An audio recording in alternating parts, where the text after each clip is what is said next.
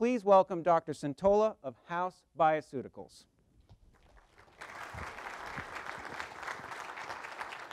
Hi, I'm Mike. I'm an academic. Say hi, Mike. It's the joke. All right, we're cooking here. You know, I really wouldn't be here today if it wasn't for the support of OCAST and really the SBIR program. I'm a reformed academic. I'm an entrepreneur now in biotech. And really it was their gentle mentorship over a decade, really, that got me to the point that I am now. So I'm very grateful to start this off and have the opportunity to thank you guys. So we're Haus Bioceuticals. We've developed really the absolute most efficacious and a safe treatment for both eczema and psoriasis. We've also developed again, the most efficacious treatment for diabetic ulcers and bed sores, decubitus or pressure sores. I'm going to tell you a lot about what we did in eczema and psoriasis today. We use an evidence-based natural medicine approach. Simply what that means is we bring together two disciplines, the discipline of herbal medicine and the discipline of really pharmaceutical development. And we're able to use this sort of third path, and you'll see that we're able to bring quality healthcare at an affordable price globally. I call this the applied alchemy of evidence-based natural medicine because our company is sort of steeped in alchemy in two different ways. In one way, we actually use these extracts that were developed by this brilliant alchemist in the 1800s. I'm going to tell you a bunch about that, very detailed information about that. But also just sort of philosophically, it's this alignment of using different polarities and bringing them together into a third path that's at the art of alchemy. This is a beautiful meditation mandala from the 1500s. And I'm actually going to decode it for you today. That's rich with information. In the middle, you have the alchemist. These are the elements that he's sort of at one with in order to be able to work his magic. And then here you see the polarity represented by the sun god and the moon queen, the masculine power, feminine power, authority over consciousness, authority over unconsciousness, all kinds of ways of thinking about these poles. And really what I'm going to show you is a process to bring these two things together into something that's greater than either one of the two. These are the elements in the alchemist world. It's sort of their periodic table of the elements. They see all things as being made up of these three things. And the process here is that they're existing in these different states.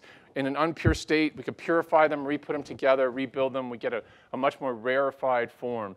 Alchemists is sort of, you think of, well, they turn lead into gold. It's more of a metaphor for bringing things to their purest state. These same sort of chemical principles that I'm going to tell you about also are applied philosophically in order to be able to achieve enlightenment eternally.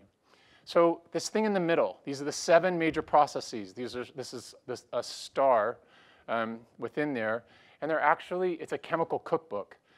These are the 7 chemical processes. You can take this home. You can go turn lead into gold in your garage, all kinds of other things. We certainly did some interesting things in our garage with it. But I'm going to walk you through them a little bit. The first step is you calcinate. You burn something down to its elements. And you can see this black crow sitting on top of a skull symbolizing that chemical process. Now you have things down, burned to their elements. You solvate those. You pull out the soul and the spirit. They're in an impure state. They're fighting each other. You purify out the impurities. You can bring them together. You're now at the highest state of conjugation. In a lot of philosophies, this is sort of it. You're as close as you're going to get to the higher power. You're going to go on into the heavens. Alchemy is about working here on earth. And so you're going to take that purified, enlightened state, and you're going to throw some dirt at it, and you're going to make it ferment. That's the black stage of alchemy as we're heading into the moon phase here.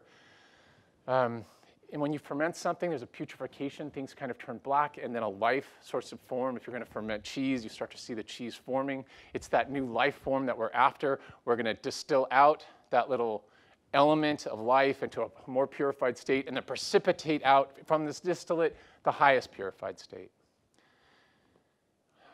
Again, alchemy is a practical science. It all points back down to the earth. You've done all this work. Now get to work and put it to use. So this is Count Mattei, a famous alchemist from the 1800s. Hopefully that wasn't one of his happier days. It's the only picture anybody can find of Count Mattei. Count Mattei did something very interesting. He bridged this discipline of alchemy and herbalism, and he invented a method of applying that chemistry to the extraction of herbs. And so you'll see all these methods: calcination, fermentation, distillation, conjugation. And he thought, well, I'm going to be transmuting these dead herbs back to a life. and I'm going to be able to treat patients with those, and it's going to have an effect. So I call this Applied Alchemy 1.0. It had a lot of power, potentially, and he used it in all kinds of different ailments. Unfortunately, it failed, because really, it required a little more discipline, a little more purification. Pharmacology hadn't been invented yet. There wasn't the discipline of applying this. It was applied to all kinds of different diseases. It worked in some. It didn't work in others. And what we did at Haus is sort of take it to the next step. I call that Applied Alchemy 2.0. Simply stated, we used the discipline of pharmacology on these herbal extracts. Preclinical trials, mechanism of action studies, clinical trials, finding an indication, and then in quantitatively determining what is the efficacy relative to standard of care. So the trip takes us to India. This is a place in India called Biome. It's in Punjab, India, a few clicks from the Afghani border, or Pakistani border. This is my buddy Ajit, the head alchemist at Biome, who's kind of trying to pierce through your eyes through the camera there. He's actually a lovely guy. This place is a time capsule. They make Count Matei's extracts exactly as he did in the 1800s, and they apply them in exactly the same way. This is myself, this is Tomi, this is Adam, this is Philip, this is the Haus team visiting there. Tomi, who's a naturopath and an MD and a partner at Haus, was using these extracts as part of his practice. He uses Western medicines and Eastern medicines interchangeably in his clinic in southern India.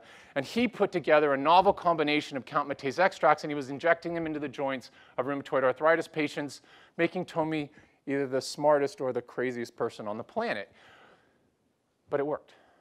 So he was getting resolution of symptoms. This is a highly inflammatory disease, so severely inflammatory that he started to eat up cartilage and bone, leading to the disability that is characteristic of rheumatoid arthritis. Tomi's brother-in-law was Philip. Philip's another partner at the company. Philip did his PhD with me, got his MD PhD. Now he's at Hopkins as one of the world's experts in animal models of inflammatory disease. Tomi sends his extracts off to his brother-in-law. He starts injecting them into some of these animal models and sees incredible anti-inflammatory efficacy at Hopkins. This is just the data from one of the models. It's a mouse model of inflammatory bowel disease, a severe inflammation of the gut. You literally tear up your gut in this disease. And when Philip injected this extract intraperitoneally into the mouse, the level of inflammation that happened was dramatically less than untreated mice. Just as importantly, there was a tremendous organ preservation. So this is a gut slice from a mouse that's going through this kind of inflammation, and it's just torn up. In a treated mouse, you have beautiful goblet cells, mucosa, and the structure is intact, as is the function. So we ran through 3 years of work, mouse models, mechanism of action studies, clinical trials, getting together every week or two and saying, what direction do we go in, finding a path through this. Eventually, we tried this in skin inflammation. At this point, we called it Haus Anti-Inflammatory Therapy 01. When we tried it in skin inflammation, it was such a killer app. Eventually, the name was changed to Metaderm. I'm going to tell you about our work in eczema and psoriasis. We've done a number of trials there, and this is maybe the most important one. This is a double-blind, placebo-controlled, randomized controlled trial in eczema, a multi-center trial. Double-blind trials where neither the physician nor the patient knows what they're treating with or what they're receiving, so it takes as much of the bias out of the trial process as is possible. You get the purest answer from it. And what we saw was that the level of efficacy in patients with severe disease that were treated with Metaderm was the highest level of efficacy of any eczema treatment. That's the placebo arm. 85% of patients were 80% or more improved. More importantly, we saw no adverse events in any of these trials. There were no toxicity observed in the animal studies. Half of all eczema patients are children, most are babies, many have severe disease. There's nothing safe enough to treat these babies. So we have a unique opportunity here to be able to get efficacy. We have teary-eyed letters, YouTube videos of mothers that are just blown away because it's the first thing that's worked in their babies. This is the response in our psoriasis trial. 92% of patients had a profound response, 75% or more improvement in symptoms. We can bring this to market and are bringing this to market back in places like India, so the highest level of care can be done affordably. There's nothing that reaches this level of efficacy, and certainly nothing close to this price. Our marketing strategy is to use channel partners. It's a challenging road to get these things through the regulatory process. We use channel partners that are expert in certain regions in order to get this through the regulatory process and who are already expert and already have the networks in order to be able to market it. We did an experiment. We're scientists. We did a marketing experiment by putting it on Amazon 5 months ago. It's just been ramping like crazy. We're over $60,000 in sales in 5 months. If you do a search on Amazon with psoriasis cream, we come up #1. Psoriasis scalp, we come up #1. Best cure for eczema, we come up #1. And this is against products that have been on the market for decades. So we get back to this, evidence-based natural medicine. It's a third path. It's effective. It's alternative. But it's something that I think we're going to be seeing a lot more of now that we've sort of broken through. And that's it. Thank you.